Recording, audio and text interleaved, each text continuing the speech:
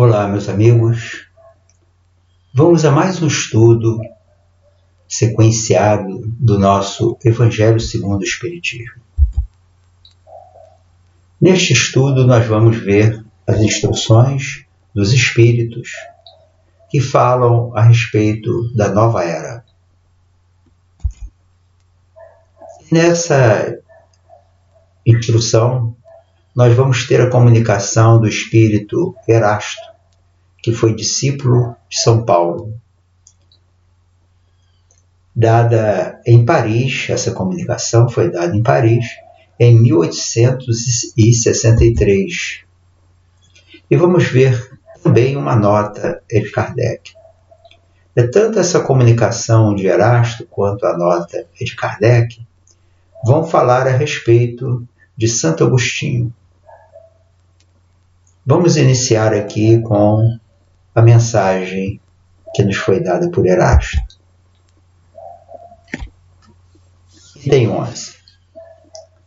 Santo Agostinho é um dos maiores vulgarizadores do Espiritismo. E isso é verdade. Na codificação espírita nós encontramos várias comunicações desse espírito, de Santo Agostinho. E são comunicações belíssimas, são comunicações muito profundas que nos esclarecem grandemente acerca da doutrina espírita e das leis divinas. E aqui continua: manifesta-se por toda parte. A razão disso encontramos-la na vida desse grande filósofo cristão. Pertence ele à vigorosa falange dos pais da Igreja, aos quais deve a cristandade seus mais sólidos esteios. E realmente, Santo Agostinho, quando ele se converteu à religião cristã, ele teve uma ascensão meteórica, devido à sua altíssima inteligência, devido à sua grande dedicação àquilo que ele acredita, um trabalhador incansável, e rapidamente ele alçou posições dentro da igreja de alta relevância. E ele foi considerado, ele é até hoje considerado um dos pais da igreja, um dos elementos mais da Igreja Católica, um dos elementos mais importantes para a divulgação das ideias do mestre, através do catolicismo. Então, esse espírito, ele já tinha demonstrado na sua reencarnação, lá pelos anos 300, de que ele era um espírito já com um certo cabedal de conhecimento, um avanço considerável da sua capacidade de raciocinar, de compreensão das verdades divinas. Então, esse espírito, quando ele foi admitido na igreja, logicamente, pela sua capacidade, ele alcançou rapidamente posições importantes e trouxe muitas orientações, já naquela época, quando encarnado, que auxiliaram muito a divulgação do cristianismo dentro da Igreja Católica. E continua aqui, como vários outros, foi arrancado ao paganismo, ou melhor, à impiedade mais profunda, pelo fulgor da verdade.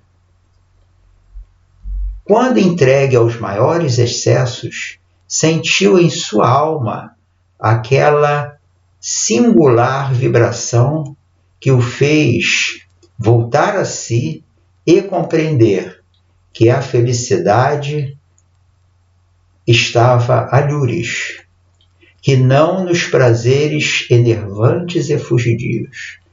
Olha, esse caminho de Santo Agostinho essa forma de caminhar não é uma forma inusitada, uma forma que seja incomum. Não, é muito pelo contrário. É interessante quando o espírito ele vai melhorando a sua visão, né, acerca da verdade, sobre a realidade do significado do que seja vida, da forma como ele deve caminhar na sua estrada evolutiva. Normalmente o espírito ele leva um tempo para se adaptar. Muitas vezes ele tem uma dificuldade em mudar. Nós, infelizmente, a gente tem essa dificuldade, porque quando você muda, você tem que rever muitas coisas. Realmente é um trabalho intenso, dentro de nós mesmos. Mas Santo Agostinho, ele deu esse salto. Ele ultrapassou esse limite. Então, quando ele percebeu que as ideias que ele tinha de materialismo, né, e da forma de conduzir a sua vida aqui, quando encarnado, quando ele percebeu o erro em que ele estava, ele, no mesmo instante, ele se modificou. Então, mais à frente, nós veremos essa guinada que foi dada por Santo Agostinho quando, diante daquilo que era justo, verdadeiro, correto e alinhado com as leis divinas. E aqui fala exatamente sobre esse ponto. Quando, afinal, no seu caminho de Damasco, também lhe foi dado ouvir a santa voz a clamar-lhe: Saulo, Saulo, por que me persegues? Exclamou: meu Deus, perdoai-me, creio, sou cristão. E desde então tornou-se um dos mais fortes sustentáculos do Evangelho. Então, é assim que espíritos que já têm uma certa maturidade espiritual procedem. Quando encontram aquilo que é justo, que é verdadeiro, que é real, eles normalmente mudam imediatamente. Abandonam toda aquela vida de enganos, de ilusões, de prazeres que a matéria nos oferece e vão em busca de um prazer mais intenso, mais real, mais verdadeiro, um prazer que não nos contamina, que não nos deprime, que é justamente melhorar esse contato com a nossa realidade de espíritos imortais, filhos de Deus que somos. Seria como nos aproximarmos um pouco mais de Deus. Embora Deus não esteja longe assim de nós, mas nós colocarmos o nosso olhar na direção que o Pai nos indica. E desde então tornou-se um dos mais fortes sustentáculos do Evangelho. Então, quando ele caiu em si, imediatamente ele se tornou cristão. E isso é uma decisão que somente espíritos que já têm um certo cabedal de conhecimentos, um fortalecimento no seu mundo interno, que seja mais corajoso, que tenha mais coragem, somente esses espíritos dão essas guinadas. Tá? E ele exclamou imediatamente: meu Deus, perdoai-me, creio, sou cristão. E a partir desse dia ele se torna cristão e se torna um dos pilares, um dos pais da igreja, da religião católica. Continua aqui, ó.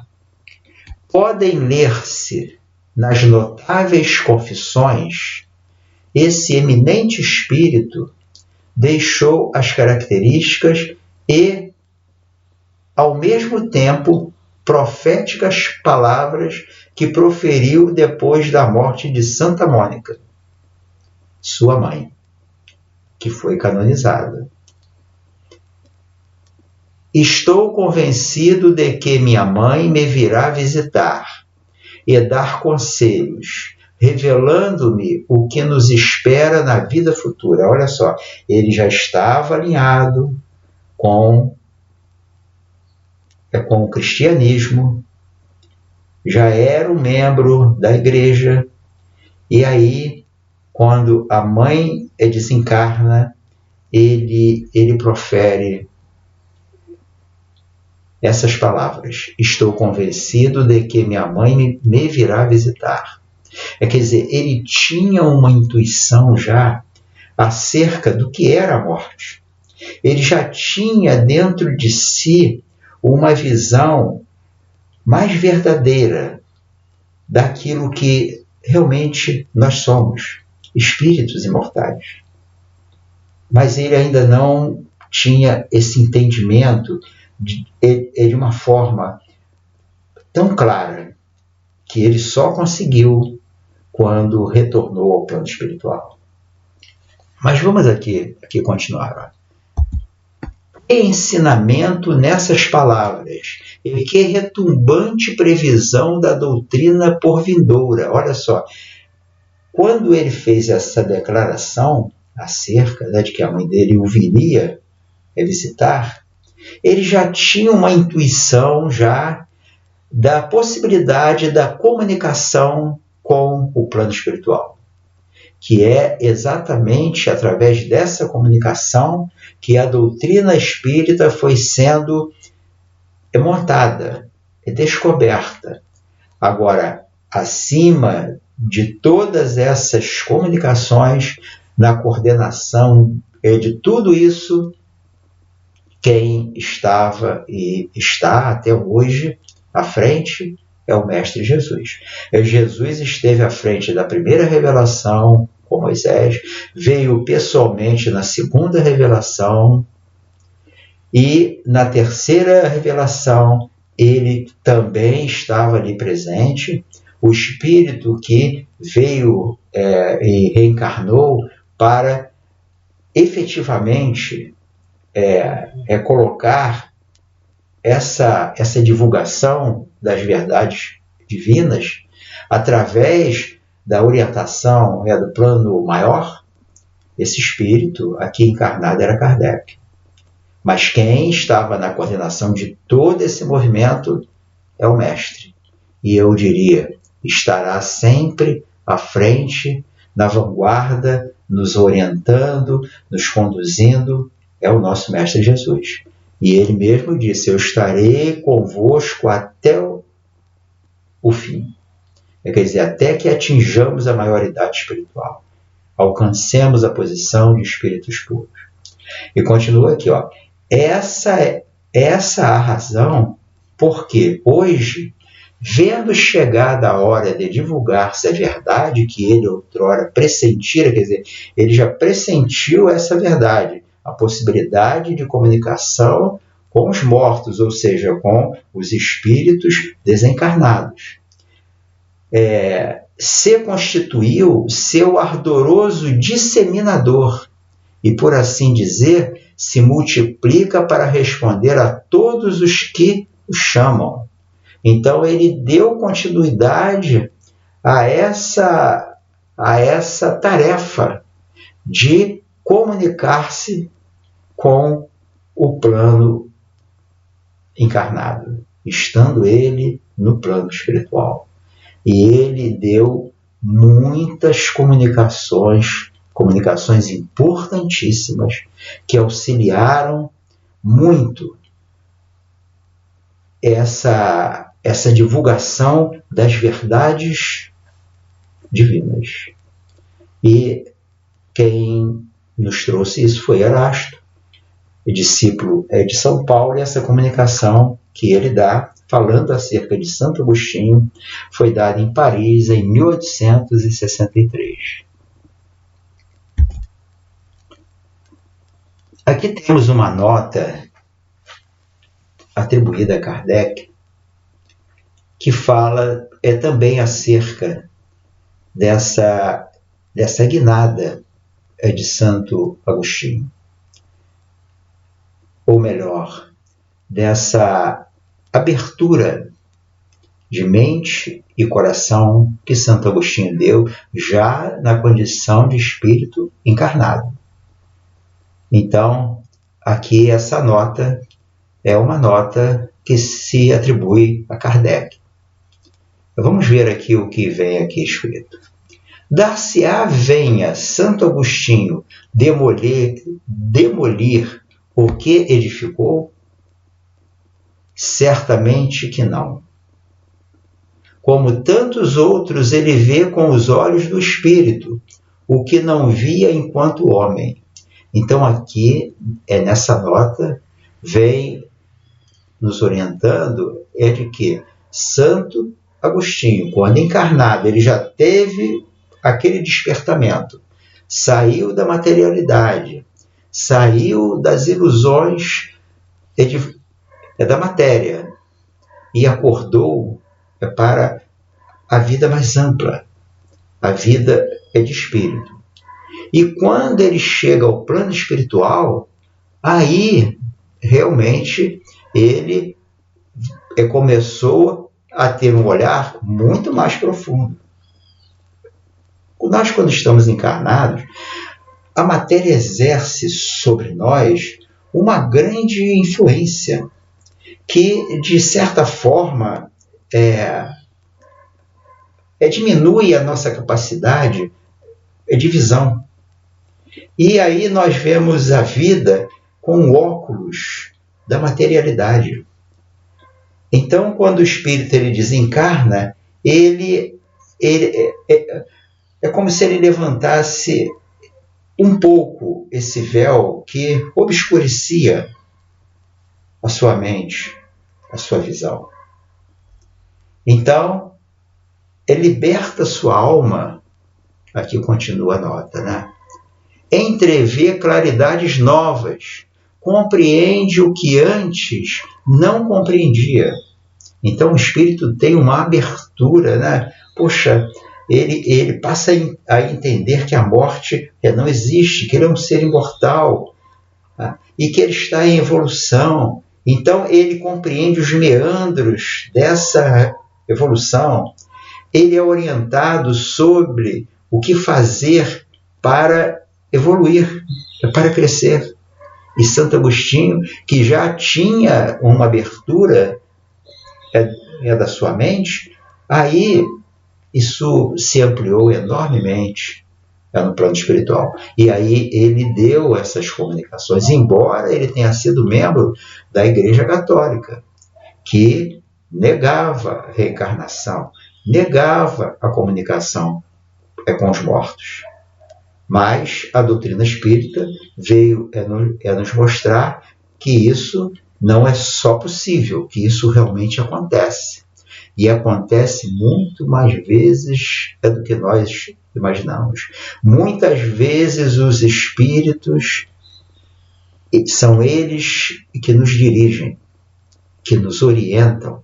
E muitas ideias que temos, né, tanto faz para um lado ou para o outro, para o mal ou para o bem, muitas vêm através de companheiros do plano espiritual. Então, cabe a nós ficarmos atentos para essas sugestões que nos vêm e que entram em nossa mente e que muitas vezes nos indicam, ao invés de seguirmos o lado do bem, nos indicam o lado contrário às leis divinas.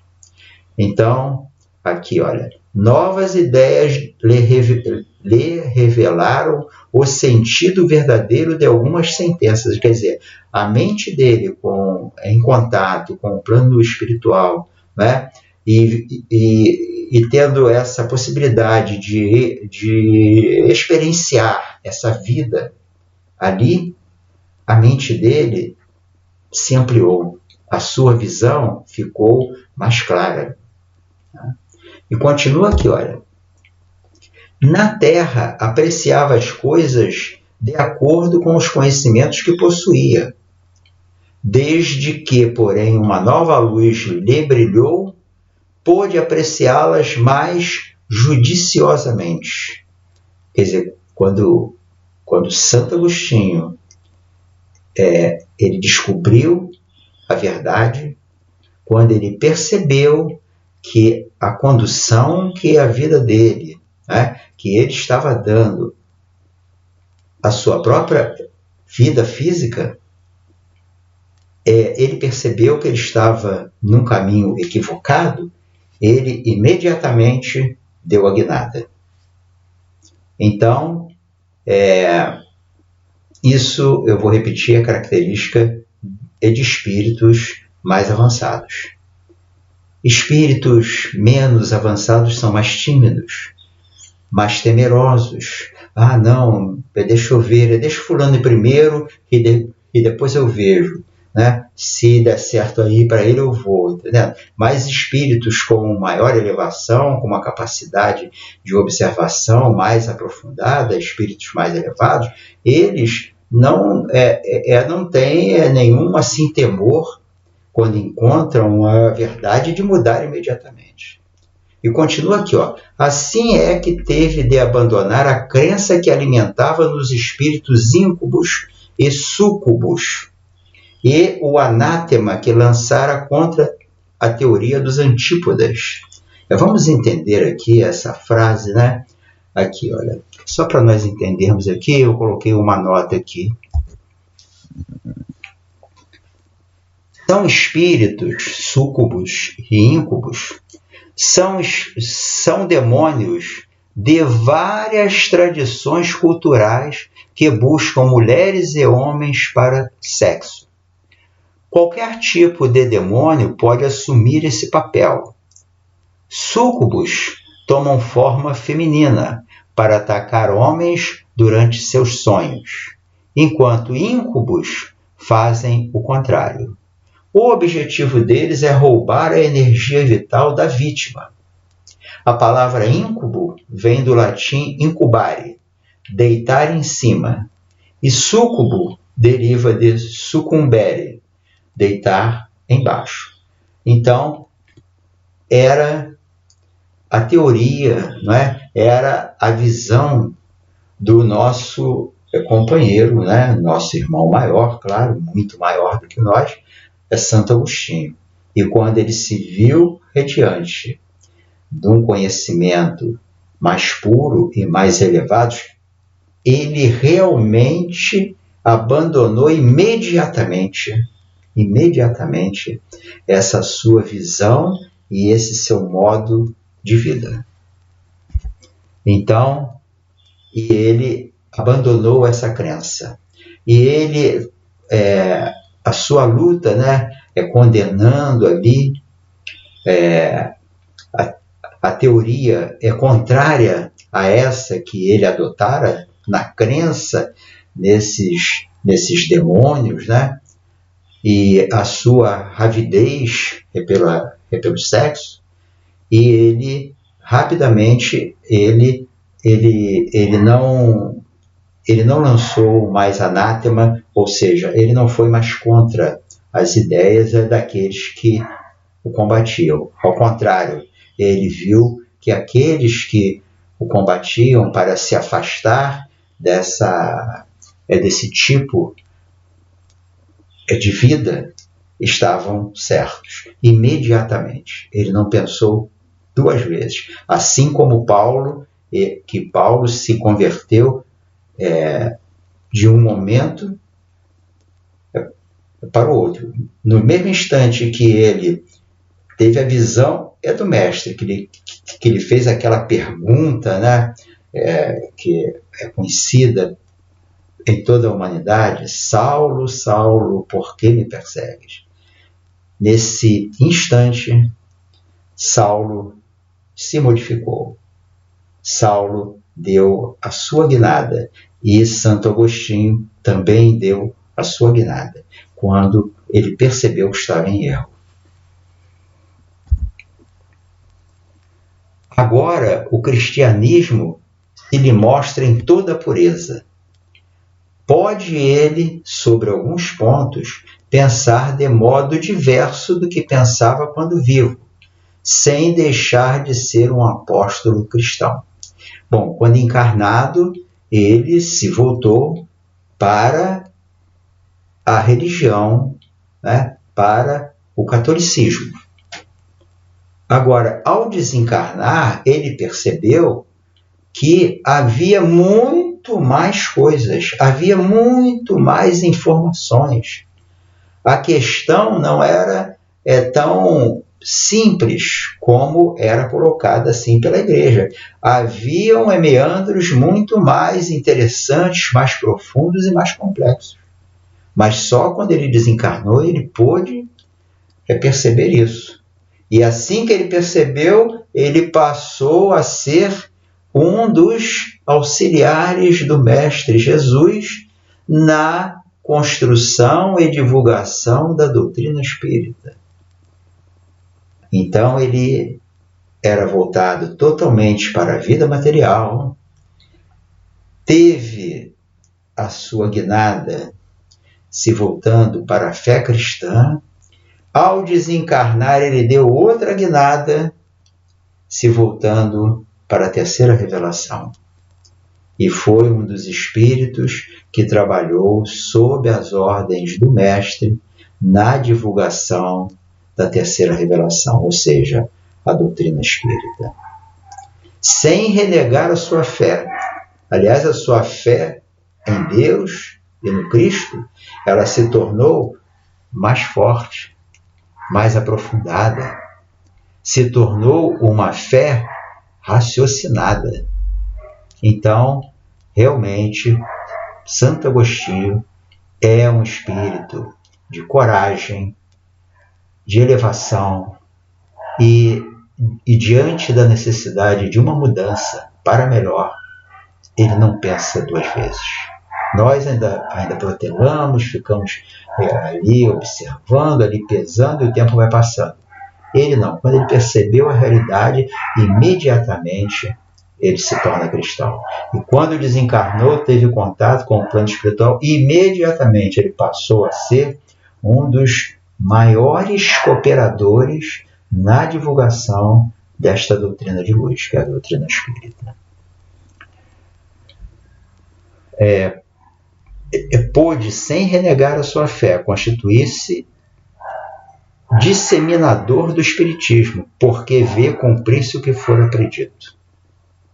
Quer dizer, Jesus tinha predito lá na segunda revelação que nos enviaria o Consolador. Então, ele deu continuidade ao seu progresso e passou a ser